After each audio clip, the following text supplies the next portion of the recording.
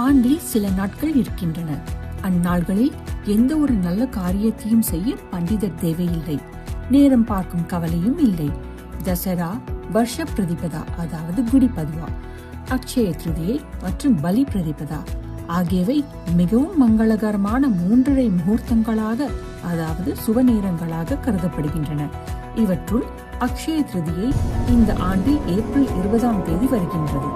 இந்த நாளில் நீங்கள் செய்யும் ஜெபம், தியானம், தானம், சத்சங்கம் அல்லது சுய கட்டுப்பாடு எதுவாக இருந்தாலும் அது அக்ஷயம் அதாவது ஒருபோதும் குறையாத பலனை தரும். இதே நாளில் தான் பரசுராம பெருமான் அவதரித்தார், நர நாராயணர்கள் வெளிப்பட்டனர், ஹயக்ரீவ பெருமான் அவதரித்தார்.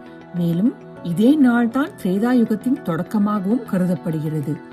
ஆனால் கவனமாக இருங்கள், இந்த நாளில் செய்த புண்ணியம் அக்ஷய பலனை தருவது போலவே தவறான நடத்தை மற்றும் கட்டுப்பாடின்மை மிக பெரும் விளைவுகளை ஏற்படுத்தலாம். அதனால் இந்த நாளுக்காக முன்பே பிளான் செய்து நாள் முழுவதும் சுப காரியங்களில் ஈடுபடுவோம். இப்போது வீடியோவை முழுமையாக பார்த்து விட்டீர்கள். ஸ்க்ரால் செய்வதற்கு முன் இப்படி பயனுள்ள விஷயங்களை உங்கள் குரூப்பில் பகிரும் சேவையையும் செய்யுங்கள்.